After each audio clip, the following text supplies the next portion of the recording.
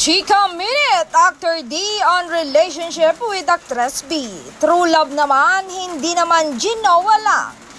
B was the great love of my life and I will always love her, sabi ni aktor. Malaking part ng buhay ko ang na-expose sa kanya.